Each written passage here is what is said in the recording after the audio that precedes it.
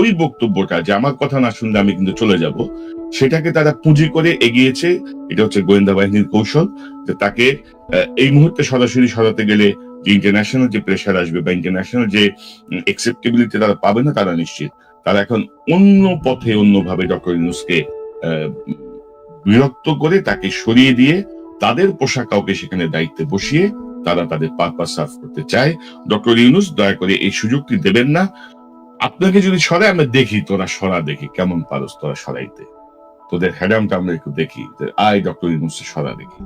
পাশাপাশি আমি বলবো যে প্রধানতম রাজনৈতিক দল বর্তমান সময় বিএনপি, দয়া করে অবজেক্টিভলি ভাবার চেষ্টা করুন। কদিন আগে আমি সেনাবাহিনীর একজন কর্মকর্তার সঙ্গে কথা বলছিলাম, যিনি মাঠে ডিপ্লয় আছেন। আমি বলছিলাম যে আসলে আপনারা করতেছেন কি, যে দফায় দফায় যে ম্যাজিস্ট্রেসি পাওয়ার দেওয়া হচ্ছে, আসলে এটা আউটপুট কি পাচ্ছি আমরা, আপনাদের কাজটা কি বলেন। তো তিনি বেশ কিছু কাজের কথা বললেন।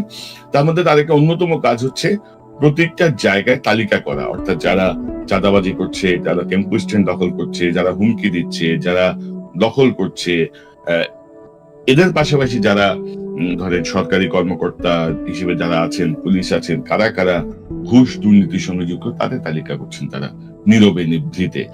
যদি কোনো, আল্লাহ না করুক, যদি কোনো কারণে এই ইউনিফর্ম বাহিনী যদি সালাম আলাইকুম দেশপ্রেমিক সেনাবাহিনীর দায়িত্ব নিয়েছে বলে যদি সামনে আসে, ধরে নেবেন যে বিএনপির অস্তিত্ব থাকবে না। যেই ডলাটা আওয়ামী লীগের খাওয়ার কথা ছিল, সেই ডলাটা যাবে বিএনপির উপর দিয়ে। ডক্টর ইউনূসকে পদত্যাগ যদি করানো যায়, বা ডক্টর ইউনূস যদি এই মুহূর্তে পদত্যাগ করেন, তাহলে জুলাই বিপ্লব আসলে শেষ হয়ে যাবে। জুলাই বিপ্লবের যারা জীবন দিয়েছেন, যারা এখন আহত আছেন, আহতদেরকে দেখবেন হসপিটাল থেকে ধরে নিয়ে জেলখানায় পড়া হচ্ছে, তাদের অনেককে দেখবেন নানা ভাবে মেরে ফেলা হচ্ছে। সো ডক্টর ইউনূস আপনি কেন পদত্যাগ করবেন? আজকে উপদেষ্টাদের সঙ্গে বৈঠকে ডক্টর ইউনূস এই জাতীয় একটি ধারণা প্রকাশ করেন। বিশেষ করে গতকাল জেনারেল ওয়াকারুজ্জামান যে অডাসিটি দেখিয়েছেন, যে ধৃষ্টতা দেখিয়েছেন, যে বেয়াদবি করেছেন ডক্টর ইউনূসের সাথে, একটা বাংলাদেশের যে হায়ারার্কি, যে র্যাঙ্ক গুলো আছে, অর্থাৎ এটাকে কি বলে, ওয়ারেন্ট অফ প্রেসিডেন্স, সেই অনুযায়ী 12তম লেভেলের একটা কর্মচারী, সরকারি কর্মচারী জেনারেল ওয়াকার, সে যেভাবে ডক্টর ইউনূসের সঙ্গে বেয়াদবি করেছে, সেটাই হয়তো ডক্টর ইউনূস নিতে পারছেন না। কিন্তু ডক্টর ইউনূস এই যে বেয়াদবি, এই যে অডাসিটি, এই যে ধৃষ্টতা যেটি জেনারেল ওয়াকার গতকাল দেখিয়েছেন, এগুলো কিন্তু পরিকল্পিত। যেহেতু আপনি বিভিন্ন সময় বলেছেন যে আমার কথা না শুনলে আমি চলে যাব, আমার কথা শুনতে হবে। যদি এটারও আমি সমালোচনা করেছি, আমরা এখান থেকে সমালোচনা করেছি, আপনি কেন চলে যাবেন? আপনি দায়িত্ব নিয়ে কেন চলে যাবেন? এখানে মানবিমান বা ইমোশনের কোনো কারণ নাই। এটা প্রেম খেলা না যে আমার কথা শুনতে হবে না, আমি চলে যাব। সো ওই যে আপনার যে মানসিক যে অবস্থাটা, যে আপনি একটু সেন্সিটিভ, আপনার কথা না শুনলে আপনি চলে যাবেন, ওই জিনিসটাকেই আসলে ঘোট পাকানো হচ্ছে। যেখানে ওয়াকার এখন বরখাস্ত হয়ে জেলে থাকার কথা, যে সশস্ত্র বাহিনীকে উস্কানি দেওয়ার জন্য, রাষ্ট্রের তার যে নিয়োগকর্তা তাদেরকে ইগনোর করার জন্য, তাই সে নিজেকে অভিভাবকহীন বলার জন্য, এই সবকিছু মিলিয়ে আপনার তার যাওয়ার কথা, আপনি কেন যাবেন? ভুলেও এই কথা ভাববেন না। উপদেষ্টা পরিষদের আজকের মিটিং এ দুজন সিনিয়র উপদেষ্টা তাকে বুঝিয়েছেন যে কি কি হতে পারে, হোয়াট ইজ দ্য কনসিকুয়েন্সেস, এবং আমি যতটুকু জানি যে তিনি তাতে সন্তুষ্ট হয়েছিলেন। কিন্তু এখনো কিন্তু নানা রকম গুজব ছড়াচ্ছে। এবং ইউনূস, আপনার সাথে আমরা সবাই আছি, বাংলাদেশের সাধারণ মানুষ আছেন। সো আপনি কে কাজ করতে দিবে না, এগুলো নিয়ে ভাবার কোনো কারণ নাই। আর সে কথা যদি বলতে হয় আপনাকে, বিশেষত আমি যদি দায়িত্ব নিয়ে বলি, আমি গত 9-10 মাস ধরে প্রথম থেকে বলছি যে কোন কোন অপদার্থকে আপনি আপনার উপদেষ্টা পরিষদে ঢুকিয়েছেন এবং আলটিমেট সমস্যা কি কি হতে পারে। কিন্তু আনফরচুনেটলি আপনি কোনো বিষয়ই গুরুত্ব দেন নাই, আপনি হয়তো শোনেন নাই, অথবা আপনাকে শোনানো হয় নাই। বিশেষত আমি, পিনাকি ভট্টাচার্য, ইলিয়াস হোসেন, আমরা তিনজন বার বলেছি। এবং তখন যে কথাগুলো নিয়ে গোয়েন্দা সংস্থা ট্রল করেছে, আওয়ামী লীগের লোকজন কিছু জায়গায় উৎসাহ দিয়েছে, কিছু জায়গায় ট্রল করেছে, বিএনপির লোকজন উৎসাহ দিয়েছে বা ট্রল করেছে। অর্থাৎ আপনি যদি আপনার সাথে যদি একটা স্ট্রং উপদেষ্টা পরিষদ থাকতো যারা বিপ্লবের চেতনাকে ধারণ করে, আপনার মনে হয় যে জেনারেল ওয়াকারের এত সাহস বাড়ছে যে সে নিজেকে অভিভাবকহীন বলবে? আপনি বলবেন নির্বাচন হবে জুন 26-এ, ওয়াকার বলবে জানুয়ারি 26-এ নতুন সরকার দায়িত্ব নিতে। এত সাহস তার, এত অডাসিটি! বন্দুক থাকলেই সব হয় নাকি? পারলে কিছু করতে বলেন তারে, পারলে তাকে কিছু করতে বলেন। এবং আমার কাছে যে খবর আছে, ইন্টারন্যাশনাল দু একটা সোর্সে যে খবর আছে, আমাকে বলা হয়েছে ওয়াকার যদি এই উদ্যোগ নেয় সে জাহাঙ্গীর গেট ক্রস করতে পারবে না, সে জাহাঙ্গীর গেট ক্রস করতে পারবে না। আর গতকালকের যে তার যে অডাসিটি, তার যে ধৃষ্টতামূলক যে বক্তব্য সেনা অফিসারদের উদ্দেশ্যে, এটি আসলে অত্যন্ত কৌশলে পাবলিক করা হয়েছে। অর্থাৎ তারা এখন মহাদেশ প্রেমিক হয়ে উঠছে, দেশপ্রেম একেবারে টুবাই টুবাই পড়তেছে। 2017 সালে যখন রোহিঙ্গাদেরকে ঢুকতে দেওয়া হয়েছিল, তখন সেনা প্রধান ছিল আবু বেলাল মোহাম্মদ শফিউল। তো তখন এরা ছিল না অফিসার সেনাবাহিনীতে, তখন তারা বুঝে নাই যে এটা একটা হাসিনা তার নিজে নোবেল প্রাইজ বা অন্য কোনো স্বার্থের কারণে এই সর্বনাশটা করতেছে। তখন দেশপ্রেম কোথায় ছিল? যখন হাসিনা তিনটা ভোটারবিহীন নির্বাচন সেনাবাহিনীকে ব্যবহার করে ক্ষমতায় টিকেছিল, তখন তোমাদের এত দেশপ্রেম কোথায় ছিল বেটা? কোথায় ছিলি তোরা তখন? তখন তোরা ইউনিফর্মে ছিলি না? তখন তোদের বুকের মধ্যে মেডেল ছিল না? তখন তোদের এসব হোমটম ছিল না? কেন ছিল না? তোমরাই সেই লোক যারা তোমাদের স্বজাতির অফিসারকে আয়নাঘরে বন্দি রেখে বছরের পর বছর সেই আয়নাঘরের পাশ দিয়ে এই ইউনিফর্ম পরে ঘুরে বেড়াইছো। তোমাদের বিন্দু মাত্র ভ্রুক্ষেপ হয় নাই যে আমাদের সাথে একজন সেনা কর্মকর্তা, আমাদের একজন ভাই, বাংলাদেশের একজন সাধারণ মানুষ যাদেরকে রক্ষা করা আমাদের দায়িত্ব, তাদেরকে আমরা এইভাবে বিনা কারণে ভিন্ন মতের জন্য এখানে আটকায় রাখা হয়েছে। কারোর মধ্যে কোনো প্রতিক্রিয়া আমরা দেখি নাই। উপরন্তু যখন ডক্টর ইউনূস দায়িত্ব নেওয়ার পরে এই আয়নাঘরকে পরিদর্শনে বাধা দেওয়া হয়েছে, এই আয়নাঘরকে সংস্কার করে অনেক কিছু মুছে ফেলার চেষ্টা হয়েছে। কোথায় রে ভাই তখন তোমাদের দেশপ্রেম? অর্থাৎ দেখেন ভাই, কিছু বললে বলবে যে সেনাবাহিনীর ভাবমূর্তি নষ্ট করতেছি আমরা। এই জাতীয় একটা গ্রুপ আছে সেনাবাহিনীর ভিতরে আছে এবং তাদের ভাড়াটিয়া কিছু কচুক্ষেতি আছে, বিভিন্ন চ্যানেল ইদানিং দেখি আর কি। যাই হোক, ওইসব সম্পর্কে কথা বলতে চাই না, কিন্তু বাস্তবতা হচ্ছে কি যে সেনাবাহিনীর যে ভাবমূর্তি, এটা আসলে হাসিনা মূর্তি হাসিনা টুকরা টুকরা করে ফেলছে 15-16 বছরে। মূর্তির অংশও নাই, ভাব নিয়ে বসে আছে সবাই। এই ভাবমূর্তিটাকে জোড়া দেওয়ার জন্যই আমরা চেষ্টা করছি নানা রকম ভাবে।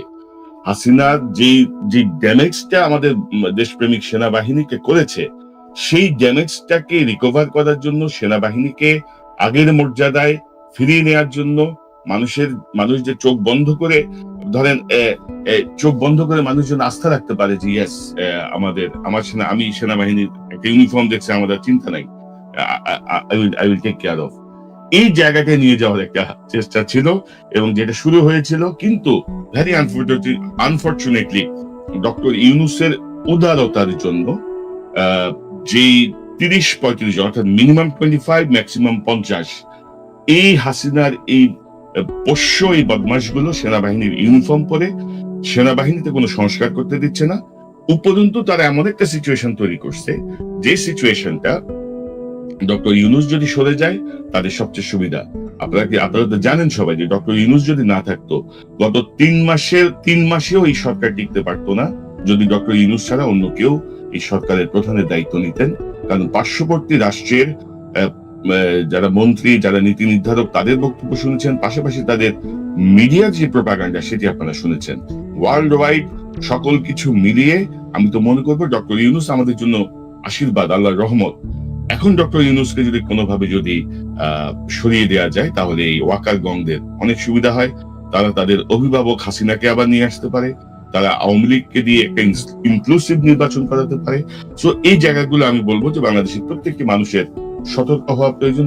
দেশপ্রেমিক সেনাবাহিনীর ভিতরে যারা দেশপ্রেমিক অংশ আছেন, যারা বুঝতে পারবেন আবার এই কথা, তারা নিশ্চয়ই এই ব্যাপারে একটি সতর্ক অবস্থানে যাবেন। এবং ডক্টর ইউনূস কোনোভাবেই পদত্যাগ নয়, আপনি পদত্যাগ করান। পাশাপাশি সেনাবাহিনী এখন প্রমাণ করতে চাচ্ছে যে মানবিক করিডোরের ব্যাপারে দেশের সার্বভৌমত্ব অখণ্ডতা নিয়ে মহা চিন্তিত তারা, একেবারে চিন্তায় তাদের ঘুম নাই। অথচ ভারতের কাছে ট্রান্সশিপমেন্ট, ট্রানজিট, পোর্ট থেকে শুরু করে সকল কিছু দিয়ে দেওয়া হয়েছে। ভারত যখন বাংলাদেশের সেনাবাহিনী, নৌবাহিনী বিমান বাহিনীর কোনো অস্ত্র কিনতে দেয় না, কোনো প্রশিক্ষণ ঠিক মতো নিতে দেয় না। তখন সেনাবাহিনীর কোনো চেতনা ছিল না। বাংলাদেশের সাথে যখন গোপন চুক্তি হয় 16-17টা, সেসব চুক্তি নিয়ে সেনাবাহিনীর কোনো সে ছিল না। জাস্ট সেলিউটার পর সেলিউট, 30 লাখ টাকা দামের গাড়ি, 50,000 টাকা মাসের মেনটেনেন্স, হামতম, এটা সেটা, ব্যবসা বাণিজ্য হুলস্থুল তারা ভেসেছেন। নিজের স্বার্থ ভেবেছেন, হাসিনার স্বার্থ ভেবেছেন, দেশের মানুষের স্বার্থ তারা কোথায় ভেবেছেন? তো এখনো সময় আছে, এসব করে লাভ হবে না আর কি। ডক্টর ইউনূসের সঙ্গে ঠেলাঠেলি করে লাভ হবে না। এবং ডক্টর ইউনূস, আপনাকে বলি, আপনার উপদেষ্টা পরিষদের ভিতরে কমপক্ষে 4 জন এই সেনাবাহিনীর এই বদমাশ গ্রুপের সঙ্গে অ্যালাইন। তারা কিন্তু নানাভাবে চায় যে আপনাকে সরাবে। সেনাবাহিনী তাদের মাথায় সামনে মূল্য দিয়েছে যে ইউনূস সাহেবকে সরাইতে পারলে তোমাদের আমরা চিফ অ্যাডভাইজার বানাবো, তোমার আমরা হ্যান করবো, ত্যান করবো। তো দয়া করে আপনি পদত্যাগের কোনো প্রশ্নই উঠে না, পারলে দেখি কিছু করুক। আরেকটি বিষয় আমি আপনাদেরকে উল্লেখ করি, সেটি হচ্ছে, ধরেন আজকে হঠাৎ করে দেখলাম যে আইএসপিআর থেকে একটি তালিকা দেওয়া হয়েছে। গণ অভ্যুত্থানের পর সেনানিবাসে আশ্রয় নেওয়া 626 জনের তালিকা দিল সেনাবাহিনী, অবশেষে অরিন্দম কহিলা বিষাদে।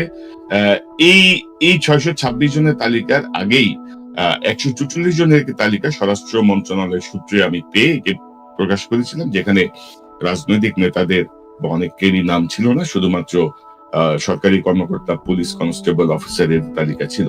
তো এই 626 জনের তালিকা দিয়েছে এবং সেনাবাহিনী আইএসপিআর এখানে ধরেন এগুলো মহান সাজার চেষ্টা করে। তো মহান কথা বলেছে তারা, যে আবার শেষে ধরেন এক ধরনের ফালতু ওদের কিছু ন্যারেটিভস আছে না, যে কি জানো, আচ্ছা, তারা বলছেন যে তৎকালীন বিরাজমান নিরাপত্তা পরিস্থিতিতে আশ্রয় প্রার্থীদের জীবন বিপন্ন হওয়ার সমূহ সম্ভাবনা ছিল। দুঃখজনকভাবে কিছু স্বাক্ষরিত মহল উদ্দেশ্য প্রণোদিত ভাবে দিয়ে বাংলাদেশ সেনাবাহিনীর পূর্ণ করার পাশাপাশি জনগণের সঙ্গে দূরত্ব তৈরির অপচেষ্টা চালিয়ে যাচ্ছে।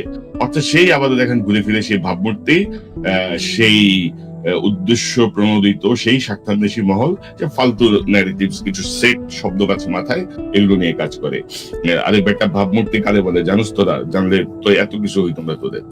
তো এটা হচ্ছে আজকে তালিকাটা এনে একটা দৃষ্টি আড়াল করার চেষ্টা, কিন্তু তারা বলে নাই যে কত টাকার বিনিময়ে কাকে কাকে সীমান্ত পার করে দেওয়া হয়েছে। এই যে আমাদের হাসান মাহমুদ, হাসিনার যে তথ্যমন্ত্রী ছিল সর্বশেষ বোধহয়, এই হাসান মাহমুদ কত টাকার বিনিময়ে গেছে। আরাফাতকে ধরার পরেও কি তাকে কি এখনো আশ্রয় রাখা হয়েছে, নাকি তাকে ছেড়ে দেওয়া হয়েছে? এরকম আওয়ামী লীগের মন্ত্রী, এমপি কি পরিমাণ আশ্রয় ছিল, কি যাদের নাম আছে এখানে, তারা কোথায় এখন? তোমাদের কাছে তালিকা নাই? তোমরা একটা বাহিনী, তোমরা কাউকে ছাড়বা, কোথায় ছাড়বা, কার জিম্মায় ছাড়তেছো, তোমাদের কোনো মাথা ব্যথা নাই? আমাদেরকে গরু মনে হয়? আমরা তোমার যা বলবা তাই আমরা বিশ্বাস করবো, যা খাওয়াইবা? অর্থাৎ এটা এখন একটা টেনশন। এই টেনশনটা থেকে দৃষ্টি আড়াল করার জন্য মহান সাজার প্রচেষ্টার অংশ হিসেবে 626 জনের এই তালিকা ছেড়ে দেওয়া হয়েছে। আরেকটি গুরুত্বপূর্ণ বিষয়, আমি ইদানিং দেখছি যে সেনা সমর্থিত, সেনাবাহিনী পুষ্ট কিছু ইউটিউবার, কিছু তাদের প্রচার যন্ত্র, তারা নানাভাবে বলার চেষ্টা করছে যে বিশেষত আমি ইলিয়াস হোসেন পিনাকি, আমাদের কয়েকজনকে টার্গেট করে যে আমরা নাকি কু করানোর চেষ্টা করছি, কু। এবং একটি মজার একটা ভিডিও, একটা দেখলাম, এই যে একটা কার্টুন দেখলাম, দুষ্টু কুকের ডাকে রে কুক কুক কুক কুক কু। যদিও এই কার্টুনে আমাকে বেশি মোটা দেখানো হচ্ছে, আমি হচ্ছে মোটা না, অনেক স্লিম হয়ে গেছি। তো যাই হোক, এই যে প্রচারণার যে লেভেল আপনারা দেখছেন, এবং আমি দেখলাম যে বিএনপির বেশ কয়েকজন আবার এটা তাদের ফেসবুকে শেয়ার করেছেন, এবং আনফরচুনেটলি এই 3 জন শেয়ার করছে, 3 জনই কিন্তু টাকলা, মাথায় চুল নাই। তো আমরা কিন্তু কখনো, আপনি যদি আমার চ্যানেলে দেখেন, কোনো ভিডিওতে কোনোভাবে বা আমার ফেসবুক পোস্টে কোথাও আমরা বলি নাই যে কুগ হবে। এখানে কিন্তু একটা সায়েন্টিফিক ন্যারেটিভস আছে। আপনাদের মনে আছে যে বেগম খালেদা জিয়াকে গ্রেপ্তার করার প্রায় 2-3 বছর আগে থেকে শেখ হাসিনা কিন্তু বলা শুরু করেছিল, বেগম জিয়াকে জেলে পাঠাতে হবে, হ্যান করতে হবে, ত্যান করতে হবে। কাউন্টার ন্যারেটিভসে বিএনপির নেতারা বলেছেন বেগম জিয়াকে জেলে পাঠালো দেশ আগুন জ্বলবে, দেশ সহ্য করা হবে না, সম্ভব হবে না। অর্থাৎ এই জাতীয় একটা বিষয়, বেগম জিয়া জেলে যাওয়া এবং তার প্রতিবাদ, এটি কিন্তু ধরেন একটা দীর্ঘ সময় ধরে মানুষকে মেন্টালি প্রিপেয়ার করা হয়েছে যে যে বেগম জিয়া জেলে যেতে পারেন, মানুষের মাথার মধ্যে এই জিনিসটা ঢুকানো হয়েছে। গত কিছুদিন থেকে কিন্তু এই জিনিসটা আবার মানুষের মাথার মধ্যে ঢুকানো হচ্ছে যে দেশে একটা কু হতে পারে, দেশে একটা কু হতে পারে। মানুষকে কিন্তু এগুলো হচ্ছে মানসিকভাবে মানুষকে এক ধরনের সাইকোলজিক্যালি প্রিপেয়ার করা, যে মানুষ বলছে ও আচ্ছা হ্যাঁ তাই তো, একটা কু তো হয়ে গেল, এটা তো বলা হচ্ছিল কু হবে। এবং আপনি যদি দেখেন যে উপদেষ্টা আসিফ মাহমুদ বলেছিল না যে তার এক ভিডিও ইন্টারভিউতে যে ওয়াকার কিন্তু ডক্টর ইউনূসকে মানতে চায় নাই, এবং সেই মানতে না চাওয়াটা সে বলেছে যে ওকে বুকে পাথর চাপা দিয়ে মেনে নিলাম। আর শেষ মুহূর্তে যখন উপায় না দেখে সে বুকে পাথর চাপা থেকে সে নানার, তাতে আমি বুঝতে পেরেছি ইয়েস ইটস ট্রু। এবং সেখানেই কিন্তু এই যে অফিসারদের অ্যাড্রেসের আগের দিন ওয়াকার সকল major general, lieutenant general, brigadier, brigade commander সহ তিনি একটি সভা করেন, প্রস্তুতি সভা বা হোয়াট এভার। তো এবং এটা করে সেখানে বেশ কয়েকজন ওয়াকারকে উৎসাহ দিয়েছে, বলেছে যে স্যার এই অবস্থায় দেশ চলতে পারে না, আপনি জরুরি অবস্থা ঘোষণা করেন, আপনি ক্ষমতা নিয়ে নেন। অর্থাৎ তারা একটা জরুরি সরকারের কথা বলছিলেন, কারণ হাসিনা এবং তার তার আশ্রয়দাতারা সবাই মিলে ওইভাবে প্ল্যানটাকে সাজাচ্ছে। দয়া করে হঠকারী সিদ্ধান্তে যাবেন না। ডক্টর ইউনূস পদত্যাগের ফাঁদে পা দেবেন না। পদত্যাগে বাধ্য করান, না হলে বহিষ্কার করুন। বাংলাদেশের জনগণ আপনাকে সমর্থন করে।